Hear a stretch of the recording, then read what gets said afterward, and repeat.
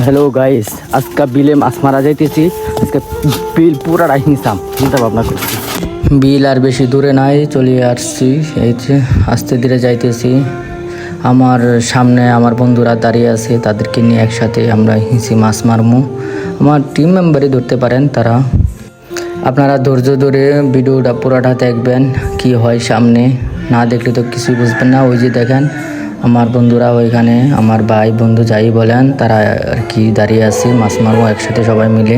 সবার সাথে একসাথে মাছ মারা মজাই আলাদা। আজকে দেখবো আমরা কি মাছ পাই ইনশাল্লাহ। আপনারা অপেক্ষা করে দেখেন। এই যে ওরা দাঁড়িয়ে আছে, এই যে দেখেন কিছু মাছ ওরা হাতায় ধরে ফেলছে। পানি তো কম, তাই আর কি ওই গাঁতার থেকে মাছগুলা মানে এগুলো হাত দিয়ে ধরলো। এখন আপনাকে দেখাবো। এই যে দেখেন আমার ছোটো ভাই, সে বনগুলা সাফ করতেছে। আরও অনেক বন আছে ওই দিকে, ওই সাইডে অনেক মাছ আছে। ইনশাল্লাহ আমরা পাবো আশা করি। দেখা যাক কি হয় ইনশাল্লাহ। হঠাৎ করে একটা সাপ দেখে ফেললাম। সাপটা দেখে তো আমরা সবাই খুব একটু ভয় পেয়ে গেছি। তারপর সাপটাকে আপনাদের দেখাবো একটু পরে। সাপটা মানে বনের ভিতর লুকিয়ে আছে। তারপর আমরা আস্তে ধীরে এই সাইড দিয়ে একটু দেখি পানি মানে হিঁচে মাছ মারা যায় কিনা। সাপটা কোনায় আছে। আমরা এই দিক দিয়ে পানি শেষতেছি, ওই সাইডে হাফটা একটু পরে দেখতে পারবেন। এই যে সাপ, এই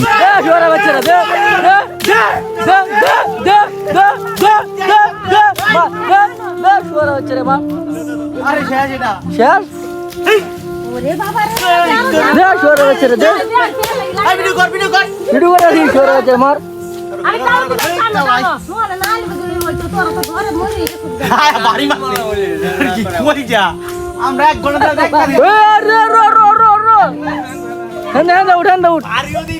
বাড়িও খাই এরে পুরো পুরো পুরো মাছটি খাইছি সকালবেলা। রে এই কারণে তো মাছ পাই না, এই কারণে মাছ পাই না রে। মাছ পাইছি না, এই সব খাই রয়েছে, সব খাইছে, এই শালাই সব খাইছে, আর বাড়ি নিস না।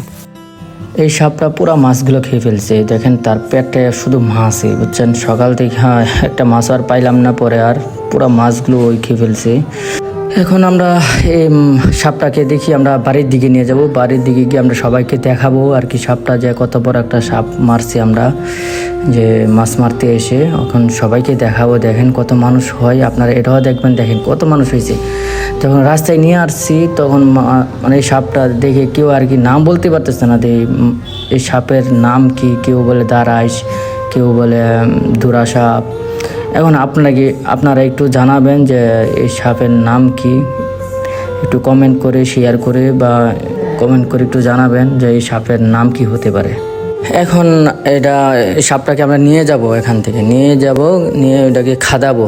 যেহেতু এত বড় সাপ, এটা না খাদাইলে কিন্তু খুব দুর্গন্ধ হবে। এটাকে নিয়ে খাদাবো। এখন আমরা সবাই এটাকে খাদাবো। এখানে দেখেন কোদাল নিয়ে আসছি, কোদাল নিয়ে এখন আমরা সবাই মিলে একে খাদাবো, যেমন কোনো দুর্গন্ধ না আসে, পরিবেশ যেন দূষণ না হয়। এই কারণে আমরা এটাকে খাদাবো ইনশাল্লাহ। গাঁথা পুরা মোটামুটি করা শেষ, আর একটু বাকি রয়েছে। গাঁথাটা একটু বড় করতে হবে, যেহেতু সাপটা একটু বড়, এই জন্য গাঁথাটা একটু বড় করার চিন্তা ভাবনা আর কি।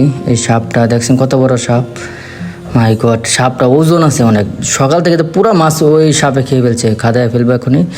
এই যে মাটি ডালা হয়ে যেতেছে, মাটিটা ভালো করে ঢেলে তারপর ভালো করে খাদাতে হবে, দুর্গন্ধ না আসে আর কি।